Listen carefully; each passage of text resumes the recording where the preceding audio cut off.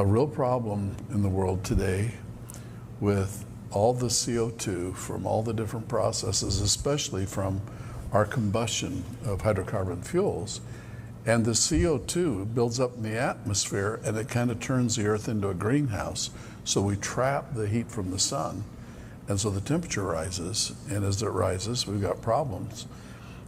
Some of us love Florida, but if the ocean got very much deeper, a lot of Florida would be underwater. We need to slow down global warming, and a perfect way to do it would be to run the whole world on hydrogen. Big clean world. And I believe that's coming. Now, there are a lot of experts out there say, no, no, no, no, to make hydrogen, you have to use hydrocarbon fuels, but you don't. And that's a really fascinating story. I have talked the last couple of weeks about hydrogen. Last time I showed you some of the vehicles that we converted, and Time magazine called me Dr. Hydrogen. Yep. Which is an interesting story in and of itself, because they were doing a story on hydrogen energy, and they wanted to tell about it, and I wanted people to know about hydrogen, but I was tired of getting some more than my share of the publicity, because I was in a lot of magazines, I was on national television, and so I started telling about everybody that was doing work, and contact them. I was going to be low key. And the article came out and it said, Dr. Hydrogen. Yeah. And quoted you about a lot of things, actually. I said, why? And they said, well, but you've done almost all the cars, you've done the buses, you've built a home that run on hydrogen. Okay. You can't run from your history, can you? You can.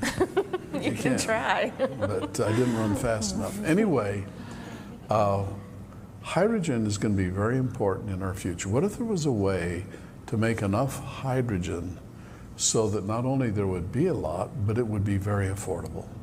So we get rid of global warming, get rid of pollution, would have low-cost energy, which would be a wonderful thing. And it turns out there is a way.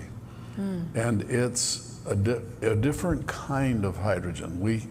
We call hydrogen different colors. In reality, hydrogen is clear like air, and it's odorless. You can't smell it, nor can you taste it. Okay. Now you wonder how I know that. I do want to know that. No how comment. do you know that? Oh. But it's capable of burning very fast, almost like an explosion. And because it burns so fast, if you put it inside an engine and compress it with a piston and then light a spark, it can generate the power to turn our engines, and that's what I did in the first hydrogen car and the second hydrogen car, and I think we did about 29 of them, but different prototypes for different people. But the neat thing about hydrogen is that there's a wonderful source, and today I'd like to do a deep dive into that story, because this is something that all of a sudden is getting a lot of attention in science.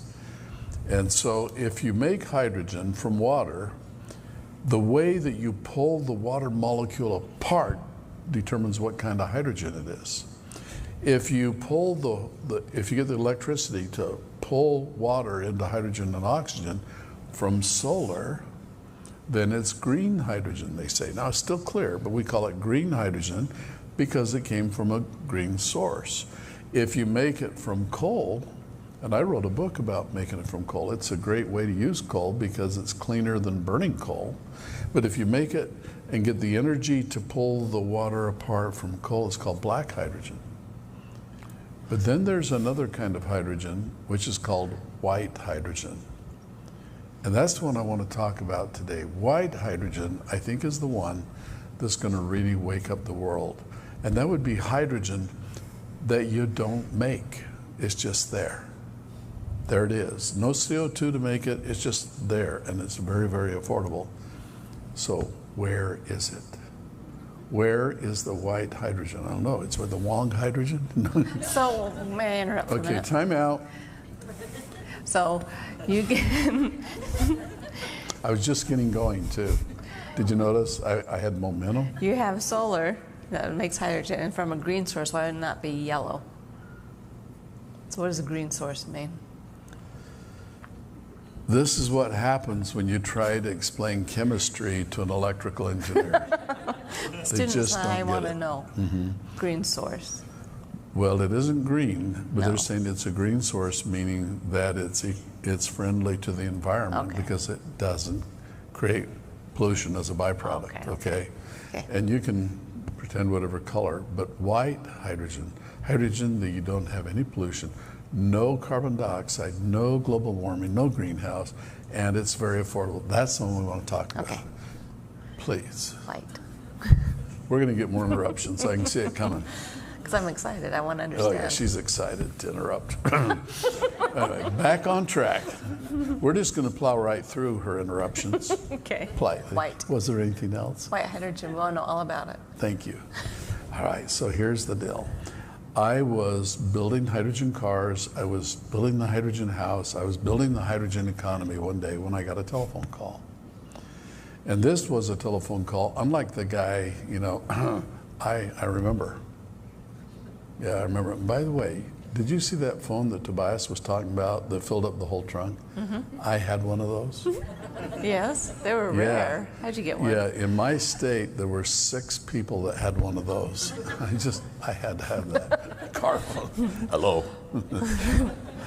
Just calling, Tanya, how are you doing? I didn't have any reason to call, but I had a phone. How fun. Anyway, moving forward.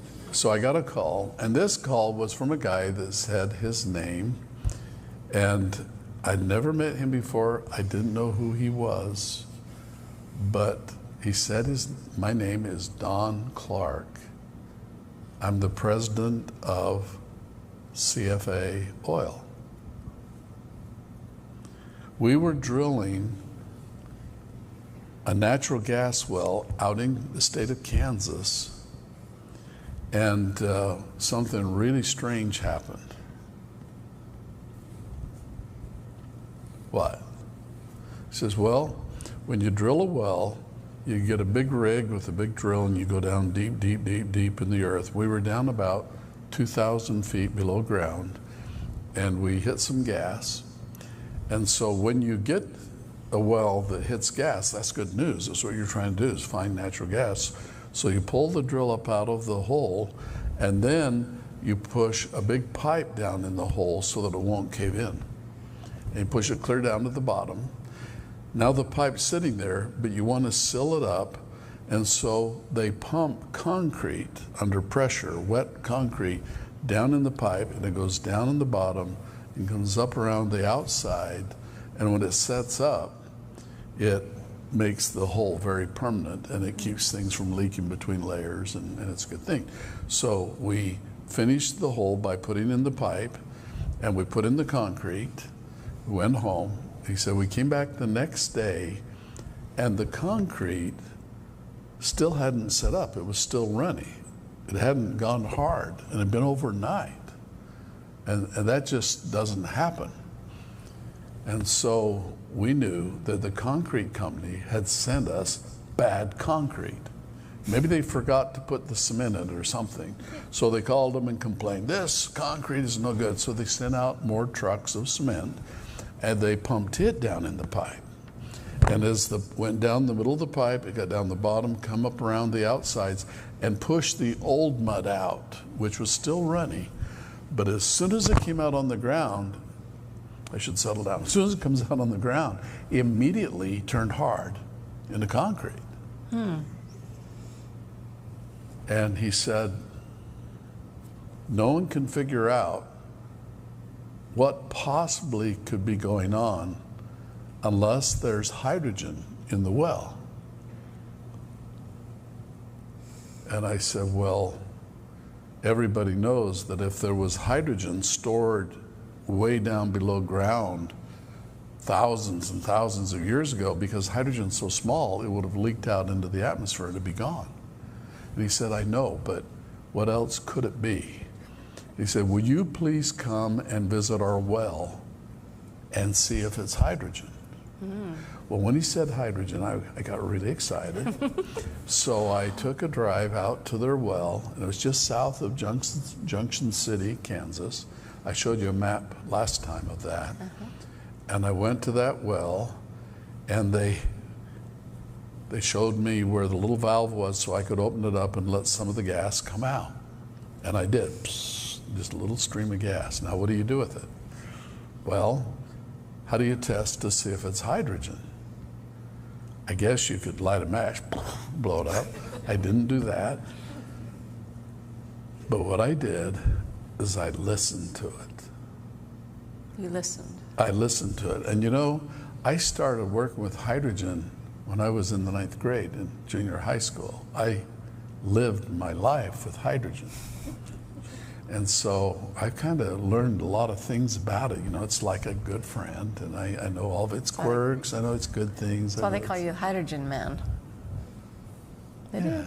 Anyway, so what I did is I turned on the gas so it was flowing just a little bit, just kind of psst. And then I put my ear down so the hydrogen went in my ear. And I think they thought I was crazy. And I was, but that's not the point. The point is, inside your ear, you have these little hairs that vibrate depending on the pitch of the sound. When they vibrate, that means that there is a sound of that pitch or that tone. So some are bigger, they vibrate if it's a lower frequency like boop, and others are very short and they vibrate boop if it's very high frequency. And so I listened and let the hydrogen go in my ear. Well, now, how fast these little hairs vibrate is a function of the length of the hair and the density of air. Hydrogen is much less dense than air. And by accident, once upon a time, I discovered that if you get hydrogen in your ear, everything sounds like Mickey Mouse. So it's higher, really a lot Yes. higher. And I've tried this. Some of you have heard of someone that'll fill a balloon with helium. They'll breathe it, and then they talk like Mickey Mouse. Well, if you do that with hydrogen, you talk like Minnie Mouse. It's higher. And so I found out it hears that way too. And I could hear the difference when I heard it. Oh, that's hydrogen.